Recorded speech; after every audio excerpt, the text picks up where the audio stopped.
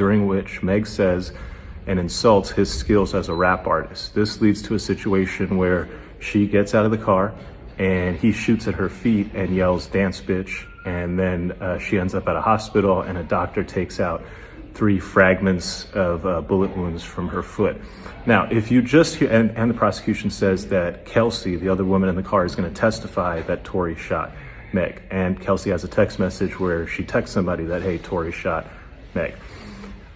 And then the rest of the prosecution's case is based on all these calls and texts where Tory's like, "Oh, I'm so sorry. Oh, I'm so drunk." He never says that I shot him. He's just like, "Oh, I'm just so sorry. I'm so drunk." So question what he's apologizing for. So that's the prosecution's case. Seems pretty easy. Then the defense comes up, and man, it gets spicy. First, the defense goes, they're not telling you about half of what's going on. The most important thing they're not telling you about an eyewitness who saw 2 women fighting, Kelsey and Meg. And so let's talk about why them 2 are fighting. Let's talk about how she was in the front seat. The gun was caught in the front seat. Let's talk about how she might have gunpowder. She does have gunpowder. Let's talk about how this has nothing to do with the fight between Tory and Meg and everything to do with the fight between Meg and Kelsey. And then the defense starts dropping the bombs. He basically says this, that they're in the car. Yeah, they left. But do you know why they left? They left because Kylie and Tory were in the pool together. And Kelsey and Meg both felt some type of way about that, to the point that Meg felt really some type of way about that. And she was really trying to go, to the point that eventually, because of how Meg is acting, this is according to the defense, Kylie Jenner goes to Meg Thee Stallion and says, "It's time for you to leave."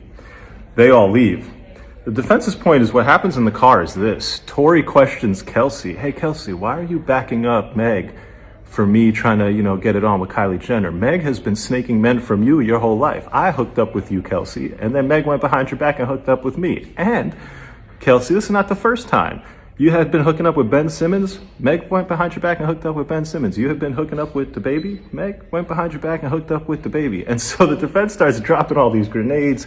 The crowd is captivated. The jury's like, "Oh, what's going on?" And there's every reason to believe that there could have been a fight here, not between Tory and Meg, but between Meg and Kelsey. And the shooting could have not been Tory. It could have been done by any one of the other people in that car. What does all of this mean? Well, I'll tell you a couple things. First, Corey Gamble, Kris Jenner's husband, is going to testify, so this will continue to be must-see TV. 2, the judge is terrific. I expect a very fair trial. The lawyers on the defense side are terrific.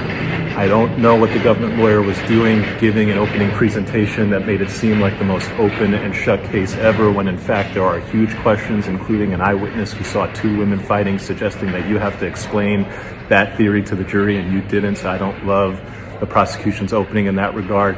Stay tuned. We'll have the full coverage here. It's up and it's stuck in the Tory Lanez trial.